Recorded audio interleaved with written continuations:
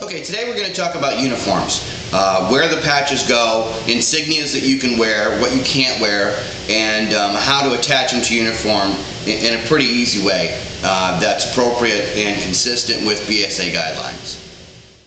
To do that, we're going to use a document that BSA has published. It's a little bit older document than what's out now, and this is available on the website. It gives a pretty clear description of the type of items that you'll have on your uniform, where they go, and a very clear description of how to apply them.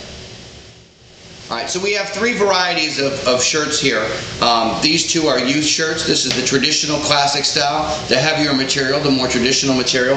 This is the newer design that has just recently been introduced into the Boy Scouts of America. This is an adult uniform of the classic style, and this is an adult uniform of the new material and the new design from BSA. The major differences between the classic design and the new design are that the pockets are pointed or chevron on the classic uniform, and on the new uniform the pockets are square across the bottom and are actually bellowed, meaning that they're much larger. There are no more buttons as far as the flaps for the pockets. It's actually a Velcro, but there's still a button on the inside, and we'll explain what that's for later. Another feature of the new uniforms that was not available on the old uniforms is the addition of a sleeve pocket that was added to the new uniform design. Again, bellowed on the bottom with Velcro on the top, and allows for items to be placed on the sleeve pocket. This material is designed to dry quickly and to expel sweat and moisture from the material much faster than the traditional material. And it also has a slightly different button design, light instead of dark. Whether you decide to go with the classic design or the new updated design is really just a personal preference. A few things that are minor differences. The uniform lettering on the traditional classic design is actually stitched, embroidered, and sewn to the uniform.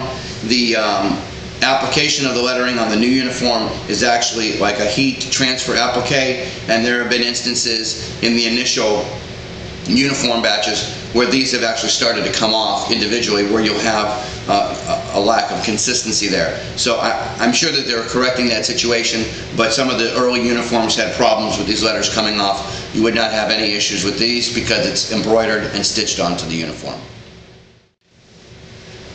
Now here's two different council patches. This is the standard traditional Central Florida council patch here. This one is a character partner, which was available through donations through Boy Scouts of America. Clearly that the shapes are different, the edge of the top edge radius is different, and that's going to create a little bit of variation in the way that it's applied to the shoulder of the uniform.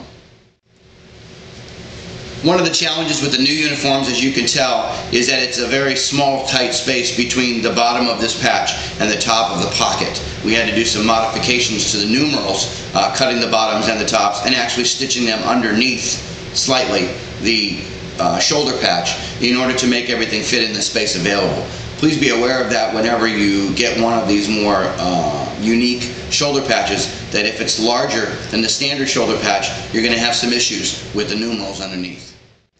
What we tend to do with our numerals, if they're not sewn into one giant patch, is we tend to stitch them to each other first, so that you at least have them aligned properly with each other, and then stitch across the top, stitch across the sides, stitch through the center, and then at last stitch through the bottom. One of the ways you can make sure that your shoulder patch is nice and clean and looks very consistent is to start with the top edge.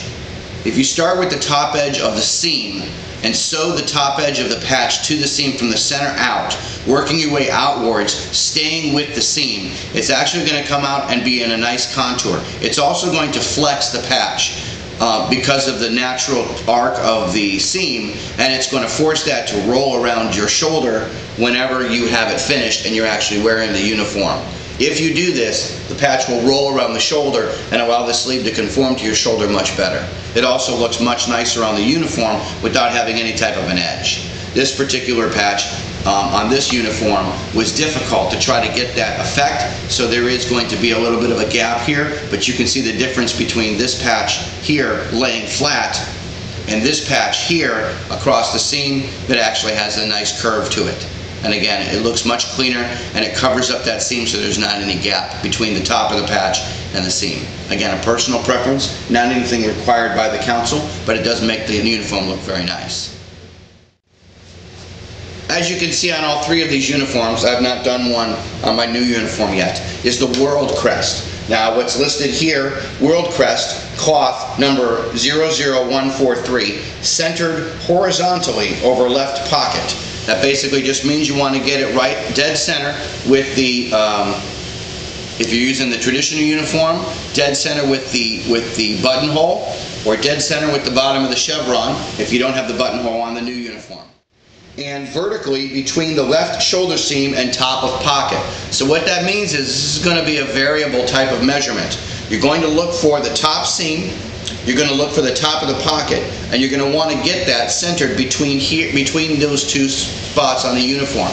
Now, if like myself, I'm fairly short from my shoulder to my waist, you may want to adjust the position so that it looks more natural rather than being, if it's perfectly centered and it's under the lapel or it seems canted or angled because of your body structure, you certainly can move it down as necessary. The important thing to remember is that there are emblems that go underneath the World Crest as you go through your career in scouting. So you want to make sure you leave room for emblems underneath, such as the unit service badges, the yearly service badges, as well as any insignia and recognition that you receive.